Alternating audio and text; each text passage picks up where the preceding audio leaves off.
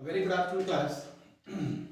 We are in the chapter number 3 and we are dealing with the modes of transportation, modern modes of transportation.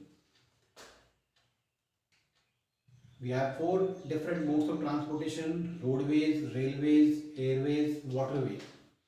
We already covered the roadway system. Today we'll deal with the railways and the waterways. Okay. These are the modern means of transportation which help in the development of the society, in the development of the country. When a person can travel from one place to other place, when the goods can move from one place to other place, the developmental activity starts taking place. And this is what the focus of the economy is on. Okay, so today we'll discuss about the train system or the railway system, which are the trains that is the highest one, which runs in India with the highest speed, and what do we call the intercity connectivity trains. Intra-city or which runs within the city, what do we call them and what are the benefits?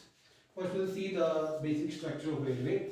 See, the Indian Railways basically began from the year 1853 during the Britishers' time that the journey of the railway started.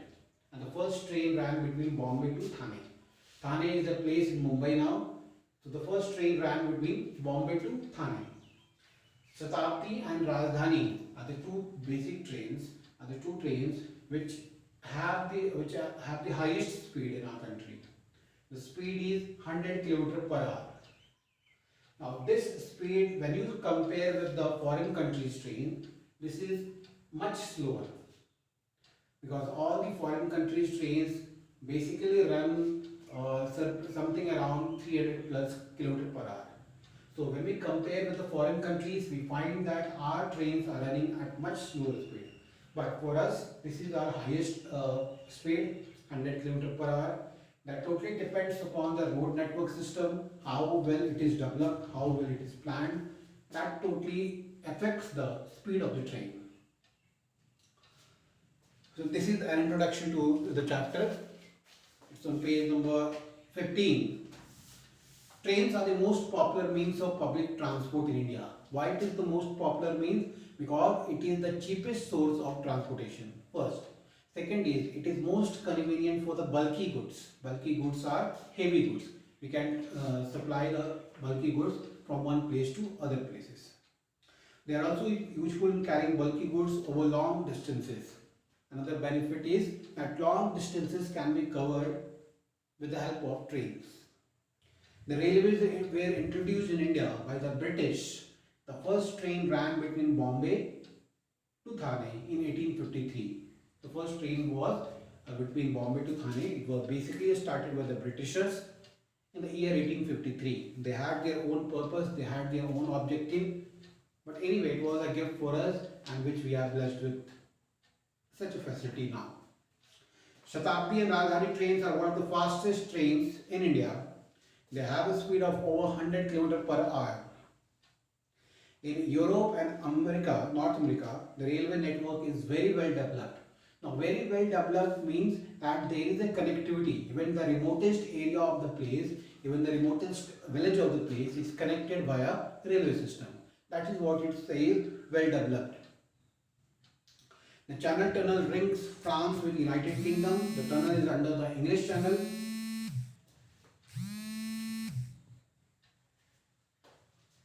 In the USA and Canada, many trains connect cities on the Atlantic coast, those on the Pacific coast. They are called transcontinental railways.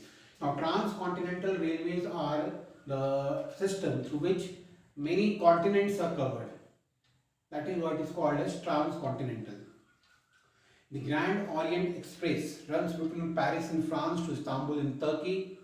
Okay, this is the name of the train and the places that it covers. So basically, if you remember the name of the train and the area or the place to which it covers. The Trans-Siberian line stretches across Europe and Asia. It is the longest railway line in the world. Trans-Siberian line is the longest railway line in the world.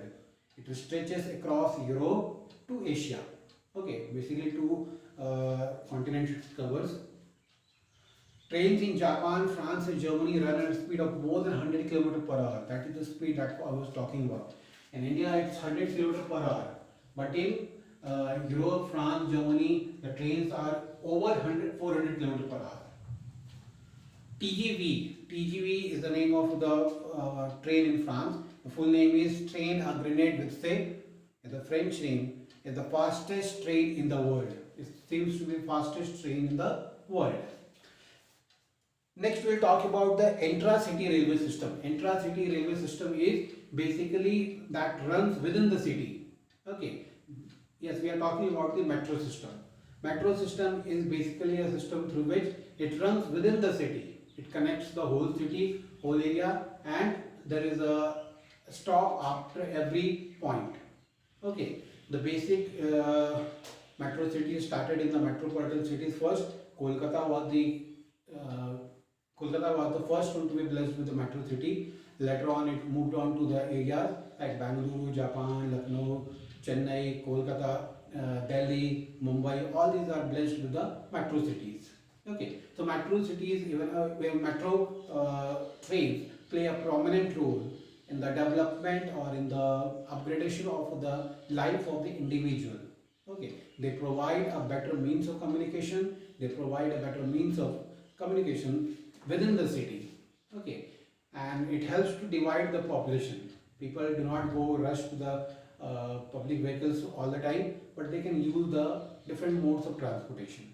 It is believed to be one of the fastest mode of transportation, and it covers the entire location or the remote areas of the cities even. So hopefully the next target or the next plan of the government is to cover the Bihar area even. So Bihar is going to be blessed with the metro system very soon in coming days.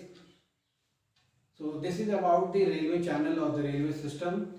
The thing you have to remember in mind, the first train that began from Bombay to Thane in the year 1853. Fastest train of India, Shatabdi and Rajdhani. What is the speed? 100 km per hour. And fastest train of the world, that is TGV, which is in France. The speed is over 400 km per hour. Okay. Why train is a convenient mode of transportation? Because it helps to cover long distances and the bulky goods can be carried from one place to the other place.